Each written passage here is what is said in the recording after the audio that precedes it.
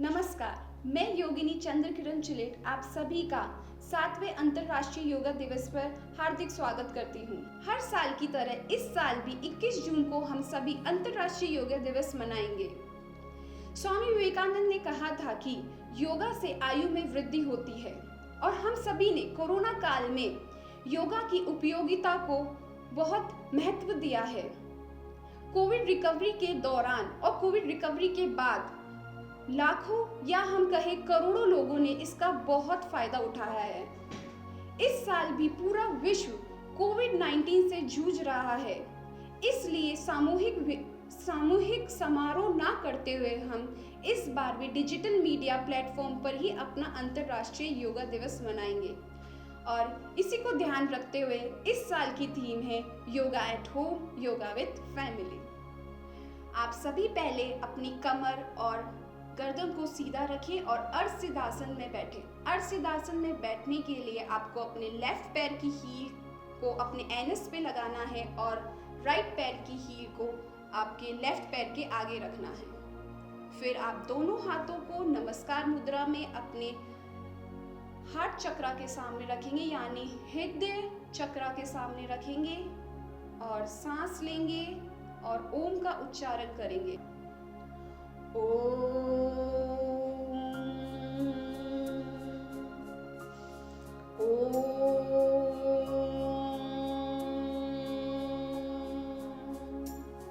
अस्तु मा सद्गमय तमसो मा ज्योतिर्गमय मृत्युर्मा अमृतं गमय।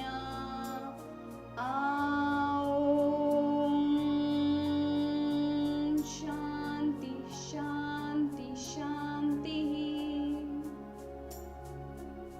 इस मंत्र से जो आपने ऊर्जा जनरेट करी है उसे आप महसूस करें और धीरे से अपने दोनों हाथों को एक दूसरे से रब करें और अपने पूरे चेहरे पर इसे लगाएं। ऐसा करने से आपके पूरे चेहरे पे ग्लो आता है। आपके थ्रोट पे लगाएं, अपने चेस्ट पे लगाएं, आपका जो रोग होता है वो मिट जाता है। अब धीरे से अपने दोनों हाथों को अपने ऊपर की तरफ रखते हुए घुटनों पे रखना है और इस मंत्र से जो ऊर्जा आपने जनरेट करी है उसे महसूस करेंगे।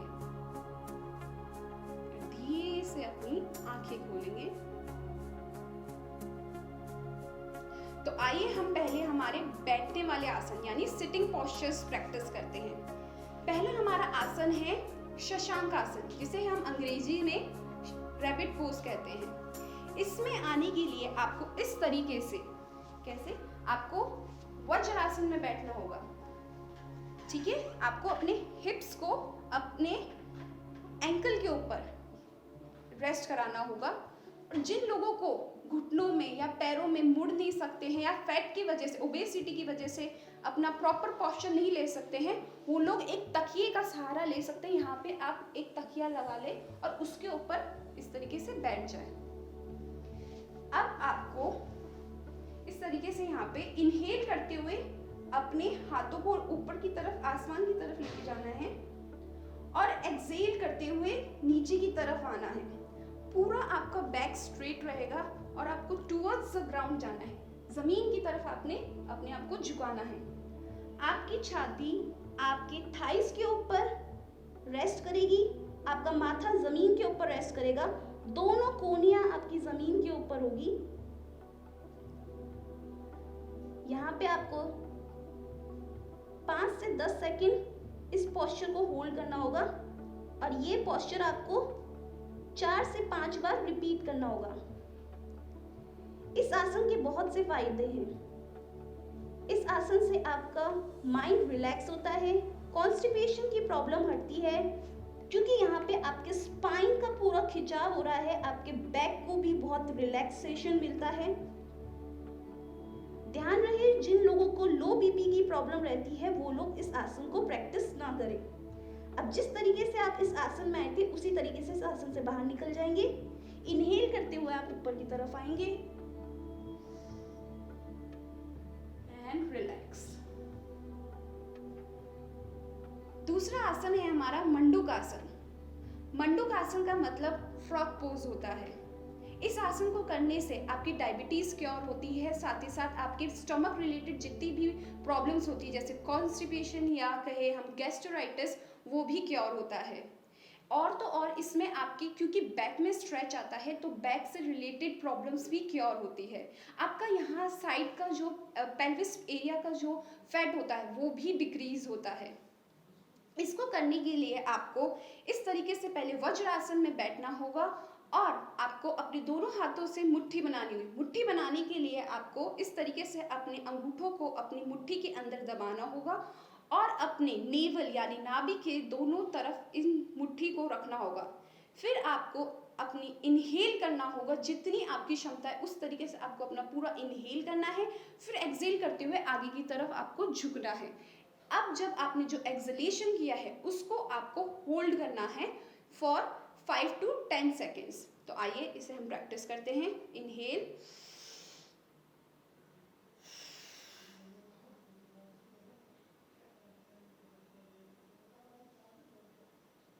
क्योंकि इस आसन में आपका पूरा खून का जो दौरा होता है वो आपके फेस की तरफ आता है, तो इसकी वजह से आपके फेस पे भी बहुत अच्छा ग्लो या हम कहें चमक आती है।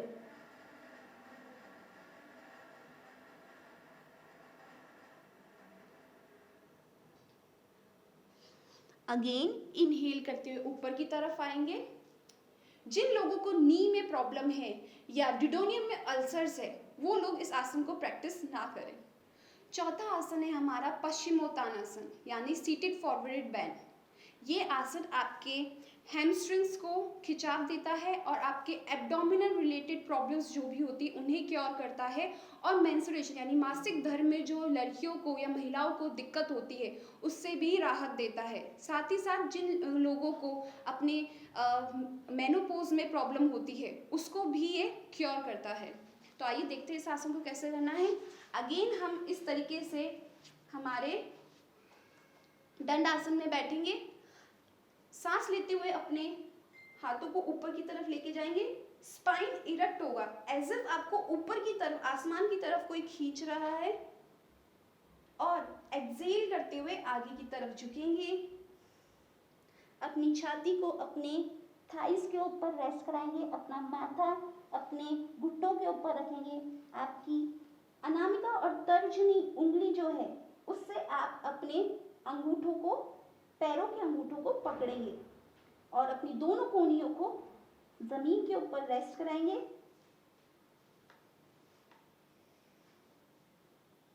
ध्यान दें, जिन लोगों को स्पॉन्डिलाइटिस या स्लिप डिस्क की प्रॉब्लम है वो लोग इस आसन को बिल्कुल भी प्रैक्टिस ना करें।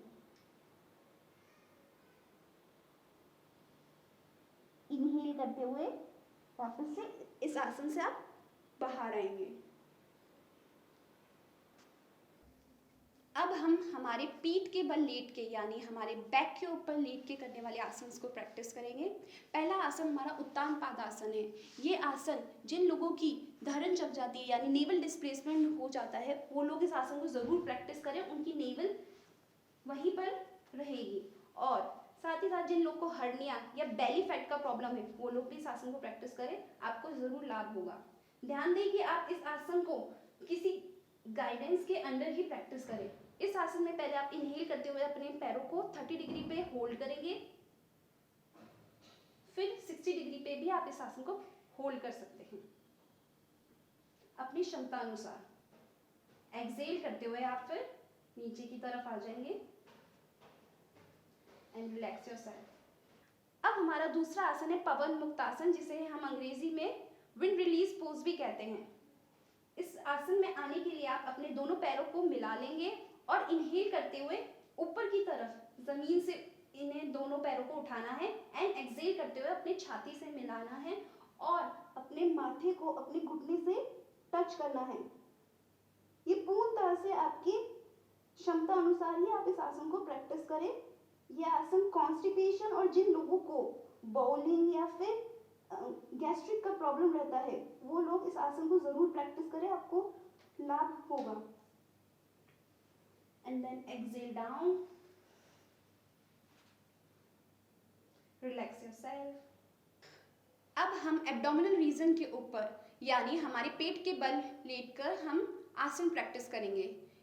जो कोविड पेशेंट्स हैं उन लोगों को ये आसन ज़रूर प्रैक्टिस करने चाहिए, ये दो स्पेशली, क्योंकि ये आपकी लंग्स कैपेसिटी को इंक्रीज करते हैं। तो आइए देखते हैं इन आसनों को कैसे प्रैक्टिस करना है। सबसे पहला आसन है हमारा भुजंग आसन यानी कोबरा पोज। इस आसन में आप इस तरीके से अपने पेट के बल लेट जाएंगे और अपने दोनों हाथों को अपने छाती के साइड में रखेंगे और अपनी ठुड्डी को जमीन पे रखते हुए इस तरीके से इनहेल करते हुए ऊपर की तरफ जाएंगे और यहाँ पे पोस्चर को होल्ड करेंगे। ये आसन ना केवल आपकी लंग्स कैपेसिटी को इंक्रीज करता है, साथ ही आपके बैक को स्ट्रॉन्ग करता है, रिब्स को स्ट्रॉन्ग करता है, हार्ट रिलेटेड डिजीज को भी डिक्रीज करता है। हार्निया और हाई लो बीपी पेशेंट्स इस आसन को प्रैक्टिस ना करें। एंड एक्सेल करते हुए नीचे आ जाए। इस आसन को आपको 10 से 20 बार प्रैक्टिस करना होगा। हार्निया और एडवांस स्टेज ऑफ जो थायराइड पेशेंट्स हैं वो लोग इस आसन को प्रैक्टिस करने से बचें।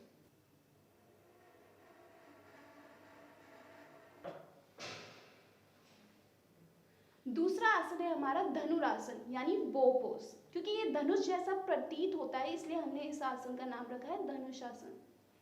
ये आसन हर्निया और हार्ट रिलेटेड पेशेंट्स को, ये आसन हर्निया और हार्ट डिजीज रिलेटेड पेशेंट्स को अवॉइड करना है।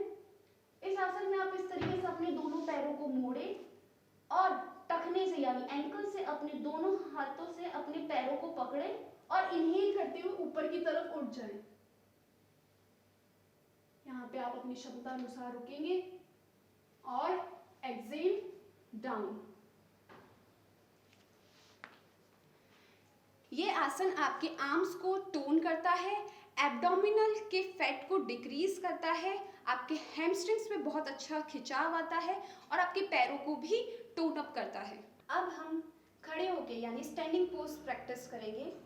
पहला आसन है हमारा ताड़ासन। इस तरीके से पहले आप अपने दोनों पैरों के अंदर 45 डिग्री बना लें। वो आप कैसे करेंगे कि आप अपने दोनों पैरों के बीच में एक वी शेप बना लेंगे इस तरीके से और इनहेल करते हुए अपने दोनों हाथों को अपने सर के ऊपर ले जाएंगे, इंटरलॉक करेंगे अपने फिंगर्स को और इस तरीके से इन्हें उल्टा आसमान की तरफ करेंगे और इनहेल करते हुए ऊपर की तरफ अपने आप को पूरा खींचेंगे, होल्ड करेंगे। किसी भी एक पॉइंट पे आपको अपना ध्यान मेंटेन करना होगा। जितना अच्छे से आप इस आसन में खड़े रहेंगे आप अपने आप को उतना आपका अच्छा कंसंट्रेशन लेवल होता है। ये आसन स्टूडेंट्स को जरूर प्रैक्टिस करना चाहिए, इससे उनका कंसंट्रेशन लेवल इंक्रीज होता है, माइंड रिलैक्स रहता है और इससे उनकी हाइट भी इंक्रीज होती है। एंड नाउ एक्सेल करते हुए आप इस तरीके से नीचे आ जाएंगे। ध्यान देने वाली बात है, जिन लोगों को स्लिप डिस्क की प्रॉब्लम है वो लोग इस आसन को अवॉइड करें। दूसरा पोज है हमारा पादहस्तासन यानी स्टैंडिंग फॉरवर्ड बेंड, जो कि हमारा सीटेड फॉरवर्ड बेंड यानी पश्चिमोत्तानासन जैसा ही है। इसमें आपको क्या करना होगा, इनहेल करते हुए अपने हाथों को ले जाएंगे ऊपर की तरफ, स्ट्रेट रखेंगे, अब आपका पूरा बैक स्ट्रेट रहेगा, नेक स्ट्रेट रहेगा। एक्सेल करते हुए आप नीचे की तरफ अपने पेट से आएंगे, आपका जो पेल्विस एरिया है इससे आपको नीचे आना है, parallel to the ground 90 degree पे आपका रेस्ट करो एंड देन एक्सेल करते हुए पूरा नीचे आ जाएंगे। यहाँ पे अपने पैरों के साइड में अपने हाथों को रेस्ट कराएंगे। इसे आप अपने इंड्योरेंस लिमिट यानी अपने हिसाब से जितना आप अपने बॉडी को खींच सकते हो उतना ही आप प्रैक्टिस करें, ज़्यादा फोर्स करने की जरूरत नहीं है। प्रैक्टिस करते हुए धीरे धीरे आप इस आसन में पूर्णतः आ जाएंगे। अगर आप देखेंगे इसमें आपके हैमस्ट्रिंग्स पे बहुत अच्छा खिंचाव आता है, आपके पैरों में बहुत अच्छा टोन अप होता है। आपका एब्डोमिनल फैट डिक्रीज होता है और इनहेल करते हुए ऊपर आ जाएंगे एंड रिलैक्स।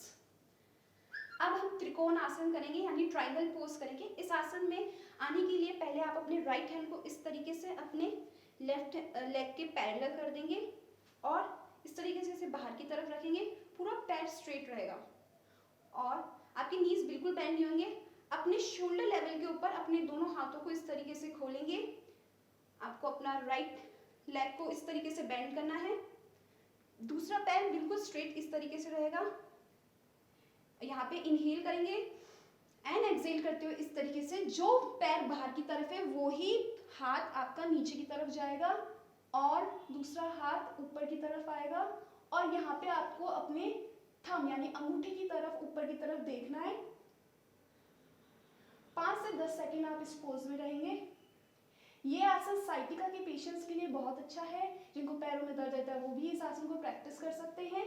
आपके थाई का फैट भी इससे डिक्रीज होता है। हार्ट डिजीज रिलेटेड पेशेंट इस आसन को प्रैक्टिस ना करें। इनहेल करते हुए ऊपर की तरफ आएंगे एंड एक्सहेल करेंगे और अपने वापस से पूर्णतः पुराने पोजीशन पे आ जाएंगे। सेम पोज आपने अपने दूसरे यानी अपोजिट लेग से प्रैक्टिस करना होगा।